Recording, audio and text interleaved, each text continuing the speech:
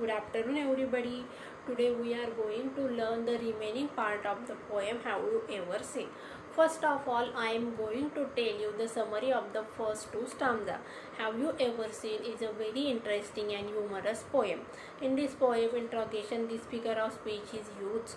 The poet asks us many questions, not for getting the answer but for the sake of the poetic effect.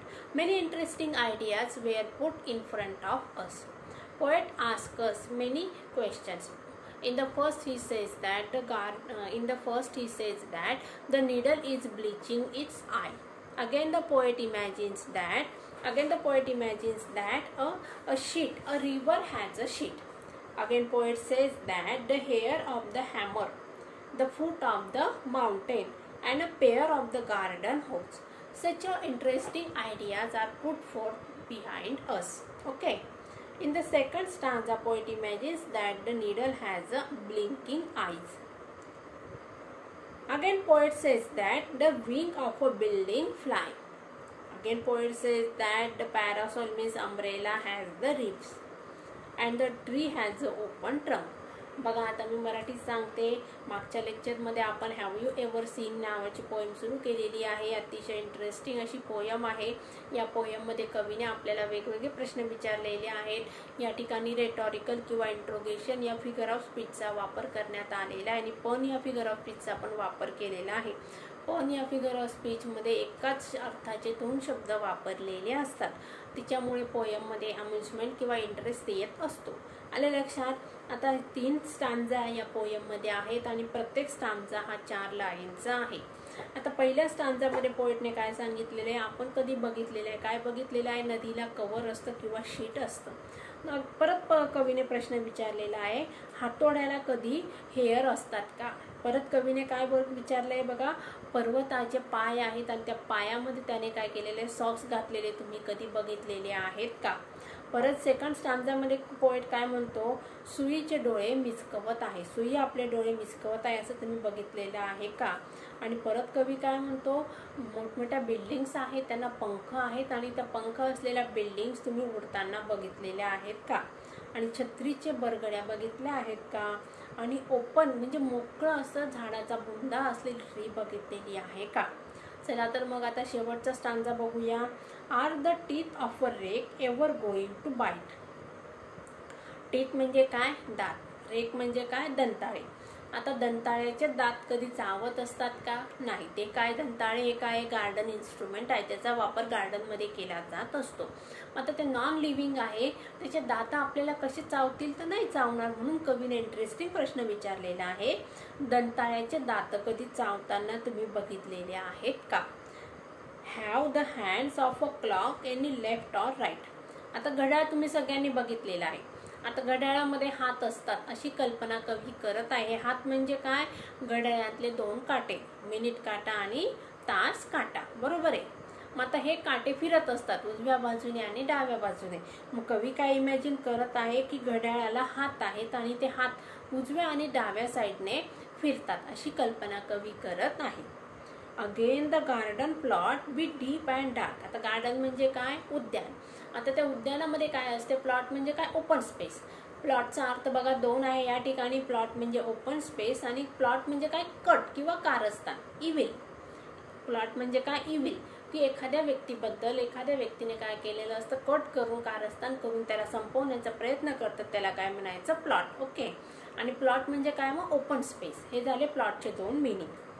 And what is the sound of the breaches bark. आता birch म्हणजे काय, a tree, आणि bark म्हणजे काय, भुंकणे. आता कुत्रे भुंकतात, पण तुम्ही झाडं कधी भुंकताना बघितलेली आहे का असा प्रश्न कवीने आपल्याला शेवटच्या स्टांजामध्ये विचारलेला आहे. In the last stanza the poet again ask, have you ever seen a rake has a teeth and that teeths are going to bite. Have you ever seen the biting rake? Again poet says that a clock has a hand and that hands are going up to right and left direction or right or left sides.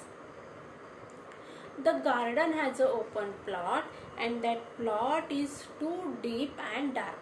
Again poet says that In the garden there is no open plot, but if there is an open plot, that plot is deep and dark. How it is open plot be deep? खोल कसा असेल ना बघा, open plot तो मोकळाच असणार आहे, तो deep असणारच नाही. ज्यावेळेस त्या ओपन प्लॉटमध्ये झाडं झुडपं असतील तो डीप होणार, मग ओपन प्लॉट डीप होईल का? नाही. म्हणून या ठिकाणी पोएट इमॅजिन काय करत आहे, a person has make a plotting again anything or anybody.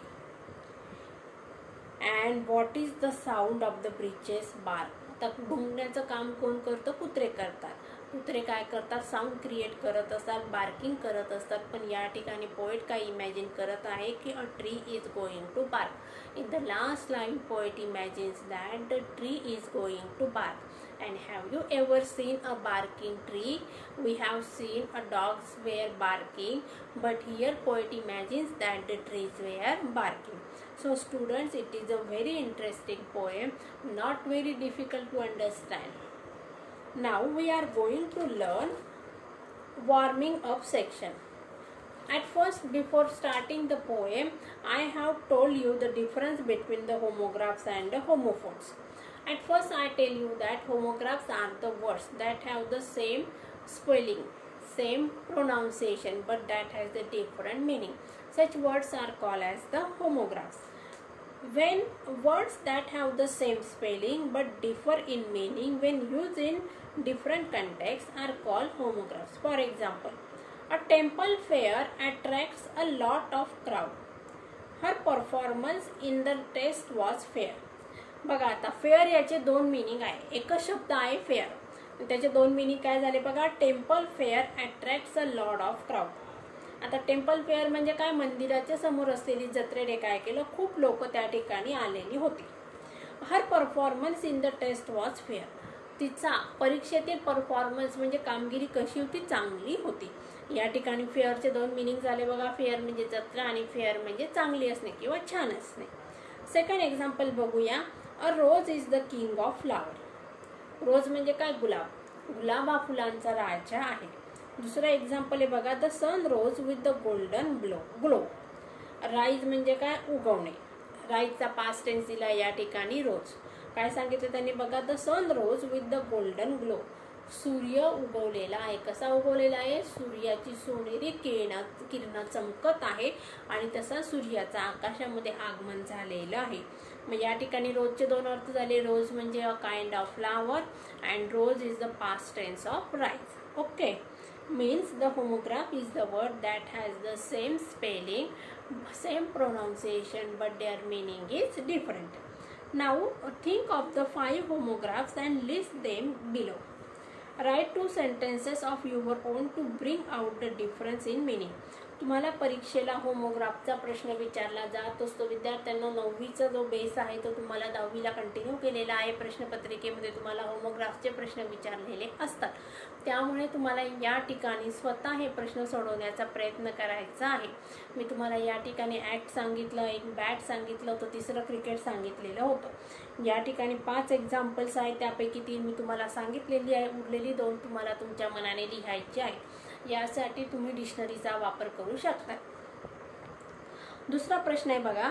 when the words with the same spelling or pronunciation are used in a way that they convey more than one meaning, the figure of speech involved is called pun.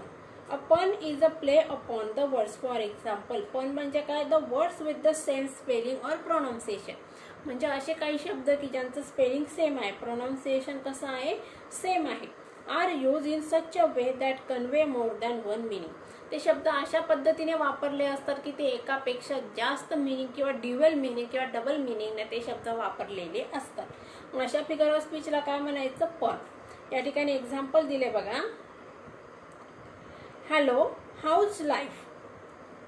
बघा, पहिला काय म्हणतो? ए काय म्हणतो? आयुष्य कसं आहे? Hello. Oh it's ट्राईफ. आणि ते कशी आहे? लाईफ म्हणजे खडतर आहे, कठीण आहे. फाइंड अदर एक्झाम्पल्स ऑफ पन with the help of your parents and teacher. मग तुम्हाला आता पनचे एक्झाम्पल विचारलेले आहे. मग या ठिकाणी तुम्ही पनचे एक्झाम्पल लिहायचे आहेत. या ठिकाणी तुम्ही या पोयममधून पण पनचे एक्झाम्पल लिहू शकतात. बघूया पुढचा तिसरा प्रश्न. In the poetry when a question is asked not to get an answer but to emphasise a point or fact it is an example of the interrogation. Interrogation या फिगर ऑफ स्पीचमध्ये प्रश्न विचारलेला असतो तो आपल्याला उत्तर लिहिण्यासाठी नाही तर कशासाठी असतो बघा. It is for emphasise but to emphasise जोर देण्यासाठी किंवा एखादी घटना किंवा गोष्ट कवीला जोर देऊन सांगायची असते त्यासाठी तो फिगर ऑफ स्पीचचा वापर केलेला असतो. From popular book of the poems on the internet write down 3 to 4 examples of the interrogation use in the poetry. आता तुम्हाला इंट्रोगेशनचे एक्झाम्पल शोधून काढायचे आहेत. मागच्या पोएममध्ये पण बघा लाईफ या पोएममध्ये पण इंट्रोगेशनचे एक्झाम्पल्स होते ते तुम्ही या ठिकाणी लिहू शकता किंवा या पोएममधले पण बरेचसे एक्झाम्पल्स तुम्ही या ठिकाणी राईट डाऊन करू शकता. आले लक्षात. चला आता पुढे बघूया. English workshop.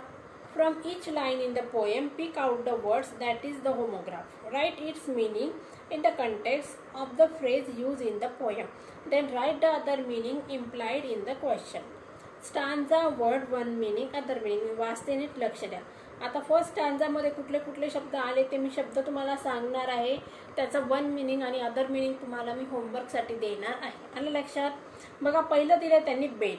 बेड म्हणजे काय. Piece of a furniture. Bed म्हणजे काय आपला लाकडाचं दिवाण. आता अदर मिनिंग काय बघा. A bottom of the river or sea. नदीचा तळ. बेड म्हणजे काय मग नदीचा तळ. दुसरा शब्द सांगते बघा मी हेड.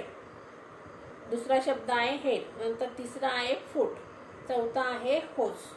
पहिल्या पोएम मध्ये 4 शब्द आलेले आहेत. पहिला आहे बेड त्याने दिलेला आहे. दुसरा आहे हेड लिहून घ्या सगळ्यांनी. तिसरा आहे फूट. चौथा आहे होस. सेकंड स्टॅन्झामध्ये शब्द आले बघा. आय आलेला आहे. नंतर आलेला आहे विंग आलेला आहे. तिसरा आला आहे रिप्स आलाय. चौथा आलाय ट्रम्प. परत एकदा सांगते. सेकंड स्टॅन्झामध्ये कुठले शब्द आले. पहिला शब्द आहे आय. दुसरा शब्द आहे विंग. तिसरा आहे रिप्स. चौथा आहे ट्रंक. आल्या लक्षात. आता थर्ड स्टॅन्झामध्ये पहिला शब्द आहे टीथ. दुसरा आहे हँड्स. तिसरा आहे प्लॉट आणि चौथा आहे बार्क. थर्ड स्टॅन्झामध्ये 4 शब्द आहेत. परत एकदा सांगते व्यवस्थित लिहून घ्या. पहिला आहे टीथ. दुसरा आहे हँड्स. तिसरा आहे प्लॉट आणि चौथा आहे बार्क. आता तुम्हाला या शब्दाचे एक अर्थ आणि दुसरा अर्थ डिक्शनरीमध्ये शोधून लिहायचा आहे. येत तर तुम्हाला तुमचं जे मनाने येत असाल तर वेल अँड गुड. पण येत नसेल तर तुम्ही डिक्शनरीचा वापर करू शकता. दुसरं. Write the 2 lines from the poem which you find most humorous. Justify your choice. आता या पोएममधून तुम्हाला ह्युमरस लाईन शोधून काढायचे. संपूर्ण पोएमच ह्युमरस आहे पण यातल्या यात तुम्हाला जर आवडलेल्या पोएमच्या लाईन कुठल्या ह्युमरस आहेत त्या लिहून काढायच्या आहे. आपण या ठिकाणी लिहू शकतो बघा. The foot of a mountain any touch. I like these lines very humorous because these lines are very humorous because a mountain has never the foot and he has never foot, so how he has the toes and how he can wear the socks. So these lines are very interesting or humorous. तुम्ही मनाने दुसरा कोणत्याही line या ठिकाणी लिहू शकता. पुढचा प्रश्न आहे बघा. Find from the poem the 3 examples of the each. Interrogations, personification, पण आणि ॲलिट्रेशनचे एक्झाम्पल्स लिहायचे आहेत. आता इंट्रोगेशन म्हणजे काय. या ठिकाणी प्रश्न विचारलेला असतो. तर पूर्ण पोएम तुम्हाला प्रश्नांच्या ह्याच्यात भरलेली आहे त्यामुळे तुम्ही कुठलेही इंट्रोगेशनचे एक्झाम्पल या ठिकाणी लिहू शकता. आता ॲलिट्रेशन म्हणजे काय मी तुम्हाला समजावून सांगितलेलं होतं फिगर ऑफ स्पीचच्या चॅप्टरमध्ये. परत एकदा सांगते. ॲलिट्रेशन यामध्ये साऊंड रिपीट केलेला असतो. एक एक्झाम्पल बघा पोएममध्ये सांगते बघा. Have you ever seen a sheet on a river bed. या ठिकाणी यस यस साऊंड रिपीट केलेला आहे. मग या फिगर ऑफ स्पीचला काय म्हणायचं. ॲलिट्रेशन. अशा एक्झाम्पल्स तुम्हाला पोएममधून शोधून काढायचे आहे. आता पण हा फिगर ऑफ स्पीच म्हणजे काय. या ठिकाणी एकाच अर्थाचे 2 शब्द वापरलेले असतात. आता या ठिकाणी बघा. Has the foot of a mountain any toes. आलं लक्षात. एक एक्झाम्पल काय. Has the foot any mountain toes. Can you tickle the ribs. तिसरं एक्झाम्पल काय आहे. Can you tickle the ribs of a पॅरासॉल.